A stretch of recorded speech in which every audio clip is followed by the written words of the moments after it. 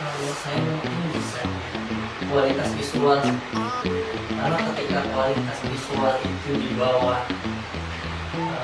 ekspektasi, karena pesan yang pengen kita sampaikan itu jadi kurang kurang jelas, jadi agak tersamarkan. Waktu itu tuh jadi kita kayak gini nih, lagi bikin video gitu kan, udah panjang dari pokoknya udah dari awal udah bagus tuh, ternyata pas di akhir pas selesai dipencet recordnya.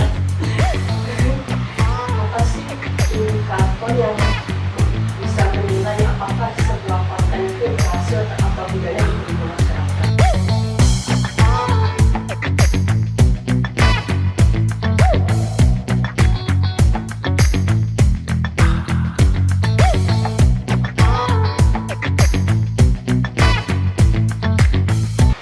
Assalamualaikum warahmatullahi wabarakatuh. Selamat siang teman-teman. Berjumpa lagi di podcast KPN Perkasa Madura. Kali ini saya Gendis Nisa Alia akan menjadi host podcast pada episode kali ini.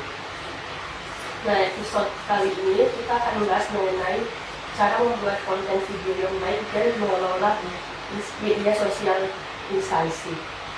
Untuk itu hari ini kita sudah kedatangan dua narasumber. Yang pertama Ibu Zairul Rahmi dari KPU Kota Samarinda dan Bapak Sustian dari KPU Kota Samarinda. Selamat siang Pak. Selamat siang. Sebelum kita masuk ke topik utama nih, Pak, boleh tahu dulu nggak pertama kali bikin konten video itu kapan dan bagaimana ceritanya? Dari saya dulu. Ya. Kalau saya itu pertama kali bikin pas di Sakter lama sebelum saya pindah ke sini, itu kebetulan belum ada yang bertugas buat bikin konten dan mengelola sosmed. Jadi ya mau nggak mau saya belajar waktu itu. Belajarnya melalui internet atau secara otodidak sendiri? Campuran sih, secara otodidak juga, terus cari-cari tutorial juga gitu. Kalau Bapak Istian? Kalau saya pertama kali bikin video untuk KPU itu tahun 2023 kali itu. Jadi kontennya tentang kirap pemilu. Jadi itu kita bikin kita kan 10 kecamatan. Nah itu akhirnya digabungin jadi satu. Nah jadilah itu konten utama saya untuk KPU. Jadi dalam membuat konten video ini, Bapak dan Ibu itu lebih suka berada di depan kamera atau di belakang kamera? Kalau saya pribadi sih suka berada di belakang kamera sih. Dan saya lebih suka buat menyusun konsepnya, terus kayak apa nih ya, kayak menyusun pesan yang buat diterima oleh audiens kayak gitu. Saya lebih suka ke produksinya. Kalau Bapak sendiri? Kalau jujur sih sebenarnya saya tuh pengen di depan kamera, pengen tampil juga, tapi karena kebutuhannya masih orang di balik kamera, ya akhirnya udah di belakang kamera sih. Tapi asik sih di belakang kamera juga. Ya, berarti bisa juga ya? Bisa.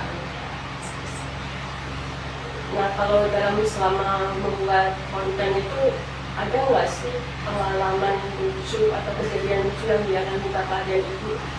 Mungkin dari Ibu dulu. Ada sih, dan itu kejadiannya bareng ya kita. Waktu itu tuh jadi kita kayak gini nih, lagi bikin video gitu kan, udah panjang pokoknya udah dari awal udah bagus tuh, ternyata pas di akhir pas selesai dipencet recordnya. Berarti harus ngulang dari awal lagi. Iya betul. Mau ngulang lagi. Kalau Bapak sendiri? Kalau selain itu tadi sih banyak sih, kayak udah dari awal udah bagus, tengah udah bagus, 3 penutupan salah dialog, jadi ngulang lagi.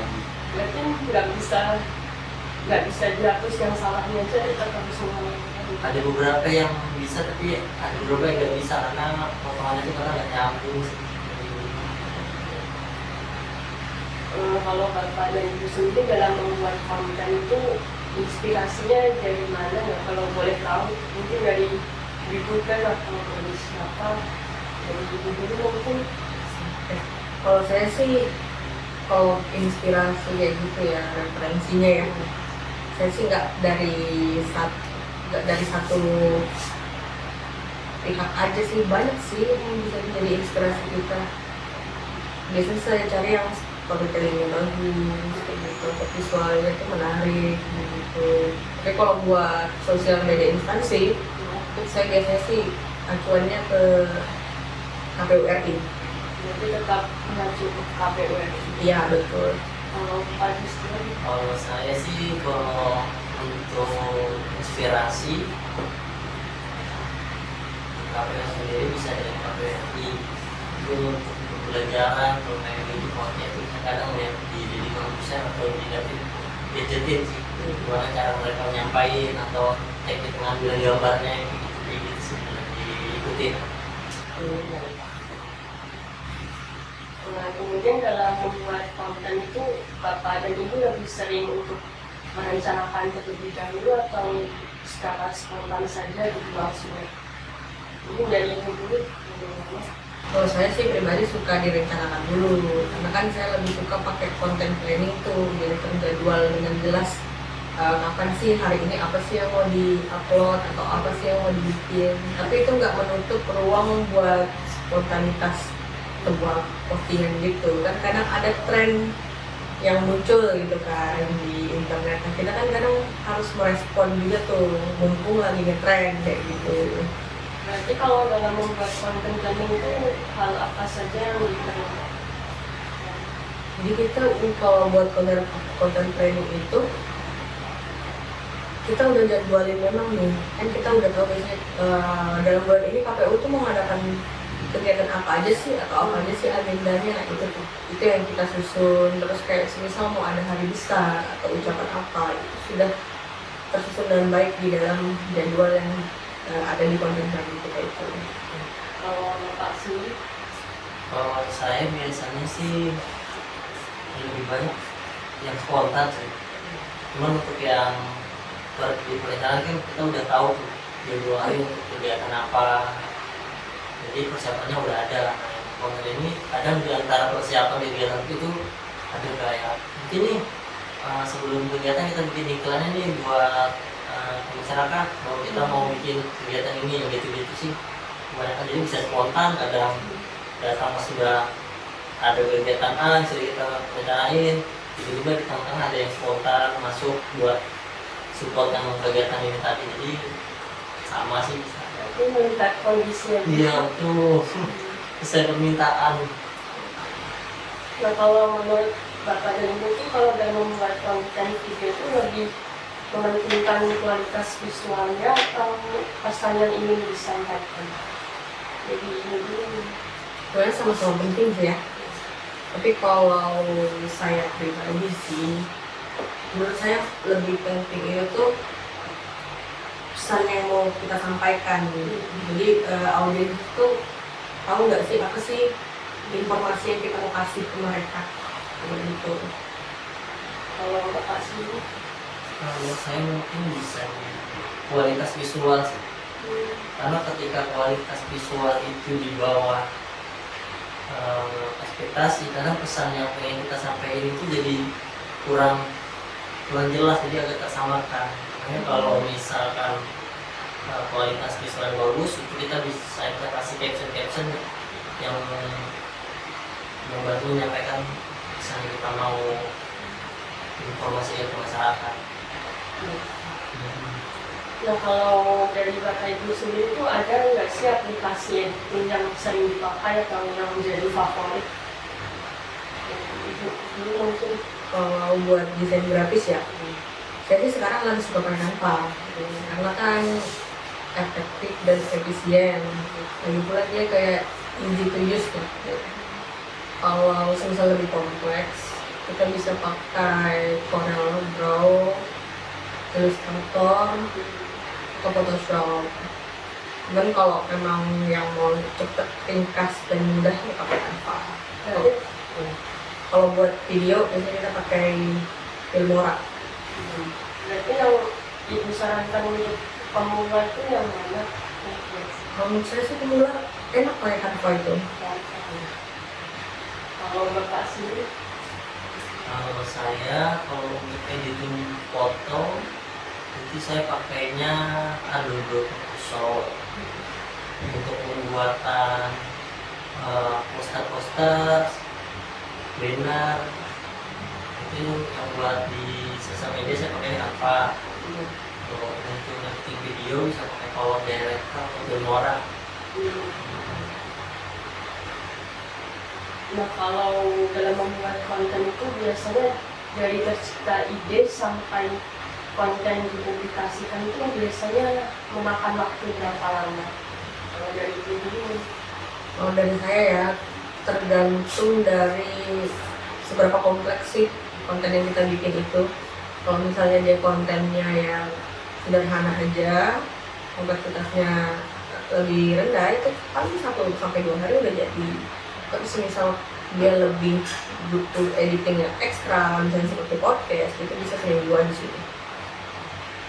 kalau bapak Kalau saya sih kurang lebih sama sih untuk pembuatan konten yang video pendek 1-2 hari. Itu kalau ketika ada kegiatan besar itu kan ngikutin alur kegiatan juga. Editing ini bisa 3 hari udah sama ini revisi. Itu paling 5 hari lah. Paling lambat sih 5 hari kalau untuk video acaranya. paling lambat sekitar 5 sampai 7 hari. Iya. Udah sama revisiannya tuh. Nah, kemudian kalau untuk media sosial sendiri, menurut bapak dan ibu yang paling efektif untuk instansi itu media sosial apa? Jadi ibu dulu itu Kalau saya sih menurut saya ya itu di Instagram. Karena kalau di Instagram itu kan bentuk kontennya macam-macam ya, ada yang bentuk post, terus ada bentuk story, ada reels, jadi itu lebih variatif. kalau bapak Kalau saya bisa di website sama Instagram. Kalau kan biasanya lebih formal jadi website dulu sih. Tapi untuk pengumuman yang langsung ke masyarakat itu kita cuma lewat Instagram. Selain itu bisa pakai Facebook juga. Kan kalau Facebook lebih mencakup luas ya penggunanya. untuk yang orang yang sudah tua mungkin lebih suka Bisa jadi bisa jadi sih yang tua. Berarti kalau di Kakak Samarinda sendiri sudah ada semua sosial media. Iya, udah ada semua sih, kita mulai dari Instagram, terus ada Facebook, ada Twitter, terus Itu YouTube ada, TikTok juga ada, website juga ada. Sudah nanti teman sendiri memilih untuk mengikuti lah kan. Iya, kalau bisa semuanya sih. bisa semuanya kalau memilih. Nah terus gimana sih cara untuk menyesuaikan gaya konten dengan karakter audiens itu kan berbeda-beda, mungkin ada yang lebih suka yang bersifat remaja, ada yang lebih suka formal. Nah, cara menyesuaikannya bagaimana? Dari itu dulu. Kalau masalah itu sih tergantung individu sih, tergantung konten yang kita buat juga gitu kan. Kalau misalnya sifatnya resmi, itu kan biasanya bahasanya lebih formal. Terus misal kalau misalnya kayak buat poster atau ajakan, itu biasanya sih lebih ke bahasa yang lebih tidak formal ya dibanding itu, yang lebih kasual lah. Kalau Bapak, Kalau saya sih biasanya kalau menyesuaikan sama audiens, untuk posting yang formal kita taruh di website dengan bahasa yang cukup memberikan informasi ya, cukup informatif. Untuk seperti konten ajakan atau himbauan itu lewat Instagram, itu dengan gaya yang memang anak muda zaman sekarang, ada diiringi lagu sama gerakan-gerakan yang trending biasanya gitu. berarti kalau nyari hal yang trending itu biasa Bapak dari mana? Kalau trending itu kadang dari TikTok sama reel Instagram sih paling biasa. Bisa langsung rekaman itu. Ah, atau kadang kita lihat di YouTube atau dari apa akun-akun berita kan ada yang viral, kita coba cek kalau itu positif bisa kita adopsi, maka kita bisa pakai buat iklan di konten kita. Kemudian apa sih indikator yang bisa menilai apakah sebuah konten itu berhasil atau tidaknya diterima masyarakat? Kalau dari ibu sendiri itu Kalau dari saya sendiri sih, indikator keberhasilan sebuah konten itu adalah apakah pesannya itu betul-betul sampai ke audiensnya. Jadi kita bisa lihat juga dari engagement rate-nya, jumlah like-nya, terus komennya apakah positif, apakah negatif, ya itu kan kita bisa ukur dari situ. kalau Bapak Kalau indikatornya itu berhasil atau tidak itu, kita konten itu memang selesai dengan sesuai dengan pesan yang ingin disampaikan, jadi kemudian memiliki viewernya cukup tinggi, terus dia itu diputar ulang di mana, di reel itu cukup sering, jadi udah sering tampil setelah kita posting sampai ke target audiens. Saya pikir itu cukup berhasil sih. ya, kalau menurut Bapak dan Ibu ini sebagai admin media sosial, kira-kira skill apa yang diperlukan selain editing video? Jadi dulu itu Jadi kalau dari saya sih, selain itu tuh ya, yang penting itu kemampuan komunikasi, terus kayak copywriting, analisis data, terus pemahaman isu, sama manajemen waktu. kalau Bapak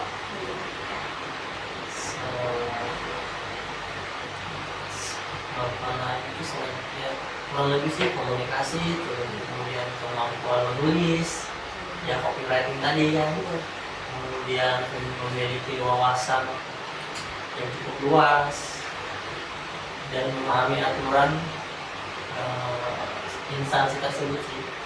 Karena kan ketika kita memposting itu sebagai admin kan harus memahami apa pertanyaan dari masyarakat terkadang, kemudian apa yang boleh diposting, kemudian seperti apa sih bentuk postingan yang memang layak untuk ditampilkan. Nah, kalau dari Bapak dan Ibu sendiri ini selama mengelola media sosial instansi, apa sih tantangan terbesar yang ada gitu? Dari Ibu dulu mungkin. Dari saya sih, tantangan terbesarnya itu tuh menjaga keseimbangan antara kreativitas sama tanggung jawab kita. Kan di satu sisi konten itu memang harus tetap menarik dan relevan biar tuh bisa menjangkau audiens. Tapi di sisi lain sebagai instansi pemerintah, informasi kita tetap harus akurat dan tidak semua tren itu bisa kita adopsi. Iya. Kalau Bapak Tantangannya dalam mengelola pikir konsistensi tantangannya, kemudian disiplin, selain harus ngingetin password kadang. Iya sih gitu. berarti kalau cara mengingat password itu Bapak dan Ibu mengingatnya dengan cara bagaimana? Dicatat atau Password ini kadang kita save di browser atau enggak sih kita punya catatan sendiri sih. Ya, kalau saya sih catat sendiri gitu. Karena kan ini cukup krusial ya proses instansi. Takut soalnya. Takut ketika hilang dia salah gunakan. Kan kemudian apa sih motivasi terbesar Bapak dan Ibu dalam membuat konten untuk instansi publik sendiri? Dari Ibu dulu mungkin. Kalau saya sih motivasinya itu adalah gimana biar konten yang kita buat itu tuh betul-betul sampai lah dan betul-betul bermanfaat dan dipahami oleh masyarakat. Kalau Bapak kalau saya motivasinya gimana sih supaya melalui kami membuat konten itu bisa menggambarkan instansi ini loh instansi kita sesuai dengan kegiatannya, kita kemas yang bagus, yang mudah ditangkap oleh masyarakat, sehingga menjadi motivasi untuk terus membuat konten. Nah, kalau boleh tahu nih Pak Bu, ada nggak sih tips Mas untuk pemula yang mau membuat konten video maupun konten foto? Mungkin apa sih tips dari Bapak dan Ibu? Dari Ibu dulu mungkin. Kalau dari saya ya fokus sama pesannya, pesan apa sih yang mau kita sampaikan, yang penting di informasinya itu harus nyampe dulu. Nah, sedangkan visual itu untuk mendukung. Jadi setelah pesannya kuat, visualnya kita buat menarik. Jadi harus yang terpenting itu harus pesannya dulu dibuat sering sih mungkin. Iya betul. Kalau Bapak sendiri? Kalau dari saya memang lebih ke kreativitas sih. Jangan mudah putus asa, menambah wawasan, kreativitas, terus meningkatkan kemampuan soft skill. Jadi memang konten itu kadang terlihat mudah, padahal di dalamnya banyak seluk-beluknya, dinamikanya. Nah, kemudian apa sih kesalahan yang dulu Bapak dan Ibu sering lakukan dalam membuat konten itu, tapi sekarang sudah tidak lagi dilakukan? Dari Ibu dulu mungkin. Nah itu tadi kenaan saya. Kalau dulu ya saya tuh fokus banget sama visual, yang penting harus menarik. Sampai kadang-kadang tuh kayak lupa buat memperkuat pesan dan informasinya yang kita mau sampaikan ke masyarakat itu. Kalau Bapak? Kalau saya dulu kesalahan itu ketika mengambil foto, terkadang melawan cahaya sehingga objek jadi tidak fokus. Beberapa kali sempat diingatkan, akhirnya saya sekarang udah mulai nggak mengulangi lagi kesalahan itu. Dan sebagai pertanyaan terakhir ya Pak Bu, ada nggak sih pesan untuk admin media sosial instansi mungkin yang teman-teman juga ingin tahu mungkin ya, apa sih pesan dan harapan dari Bapak dan Ibu? Mungkin untuk saya juga kan, saya sebagai admin JDH KPU Kota Samarinda. Dari Ibu dulu mungkin. Konsisten dalam membuat konten. Jadi kan masyarakat itu melihat akun kita itu terpercaya apa enggak nih, dari konsistensi kita membuat konten itu. Terus juga jangan mudah menyerah. Kan kadang kita kalau lagi mumet gitu, aduh rasanya nggak bisa ngalir nih kreativitas kita, istirahat dulu. Berarti yang terpenting harus konsisten membuat konten. Iya. Kalau Bapak? Kalau dari saya mungkin harus tetap terus mau belajar, kemudian terus berinovasi, tetap mau mendengarkan masukan dan saran dari orang-orang sekitar yang memang memiliki kompetensi di bidang itu. Terima kasih Bapak dan Ibu atas waktunya dan jawaban yang diberikan. Teman pemilih, itu tadi podcast dari KPU Kota Samarinda mengenai cara membuat konten video dan mengelola media sosial instansi. Saya dan Bisnis Aulia, kami undur diri. Wassalamualaikum warahmatullahi wabarakatuh.